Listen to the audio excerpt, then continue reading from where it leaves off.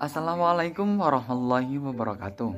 Kembali lagi dengan saya Sofyan Budi Ismail dengan NIM D93219104. Di sini saya akan menjelaskan mengenai auditing pendidikan sebagai tugas ujian tengah semester. Berbicara mengenai pendidikan, tentu tidak terlepas dari yang namanya auditing. Sebelum melangkah lebih jauh lagi, mari kita simak penjelasan mengenai apa itu auditing.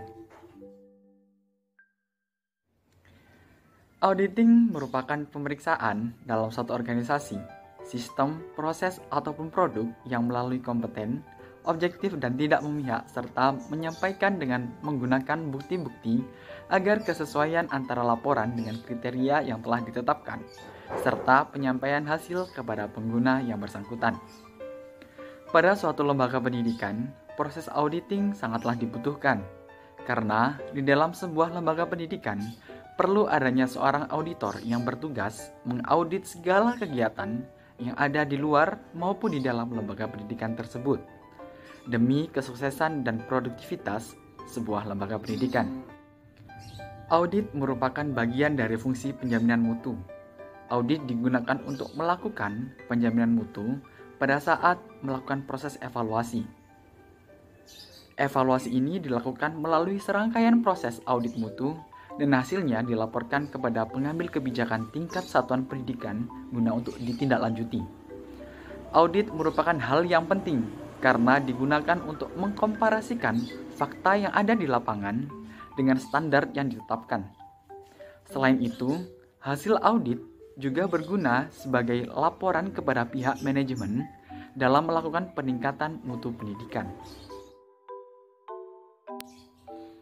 Terdapat tujuan diadakannya audit dalam dunia pendidikan, yakni yang pertama, memastikan kelengkapan dokumen kegiatan dunia pendidikan.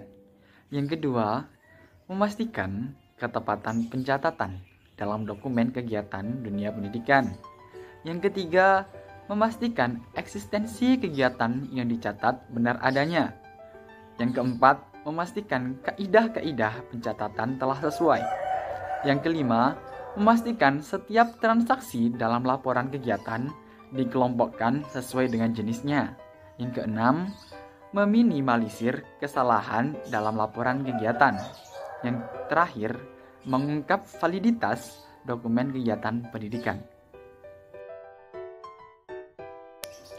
Ada banyak sekali manfaat audit bagi lembaga pendidikan. Di antaranya, yang pertama, menambah integritas laporan keuangan sehingga laporan tersebut bisa dipercaya untuk kepentingan pihak luar entitas seperti pemerintah. Yang kedua, mencegah dan menemukan fraud yang dilakukan oleh manajemen lembaga yang diaudit. Yang ketiga, memberikan dasar yang lebih dapat dipercaya untuk penyiapan surat pemberitahuan yang diserahkan kepada pemerintah. Yang keempat, membuka pintu atau peluang untuk masuknya sumber-sumber pembiayaan dari pihak luar. Yang terakhir, menyiapkan kesalahan dan penyimpangan moneter dalam pencatatan keuangan.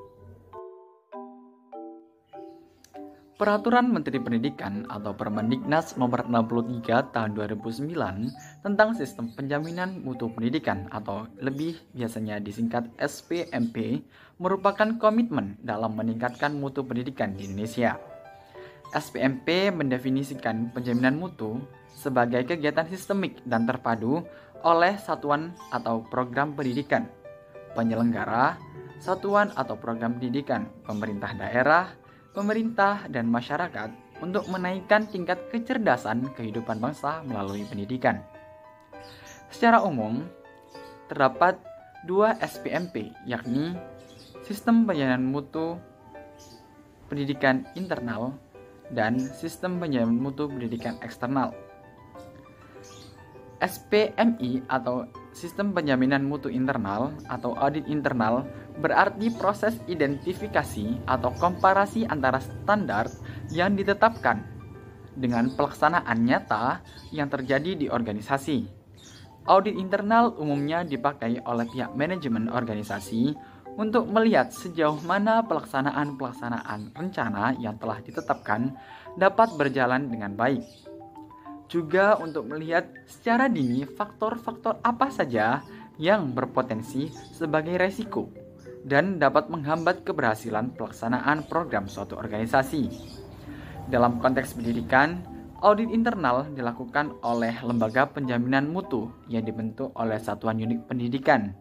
Jika di perguruan tinggi, tim audit internal berada di bawah kendali lembaga penjaminan mutu atau LPM. Selanjutnya yakni SPME atau Sistem Penjaminan Mutu Eksternal atau lebih disebut audit eksternal, merupakan audit yang dilakukan oleh pihak-pihak luar di luar lembaga tersebut berada.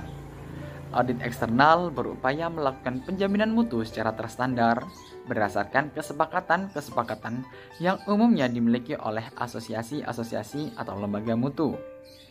Dalam dunia pendidikan, audit eksternal atau SPME dilakukan melalui proses akreditasi baik yang diselenggarakan oleh negara berupa lembaga BAN PT maupun LAM PT bagi perguruan tinggi dan oleh BAN S atau M bagi sekolah atau madrasah.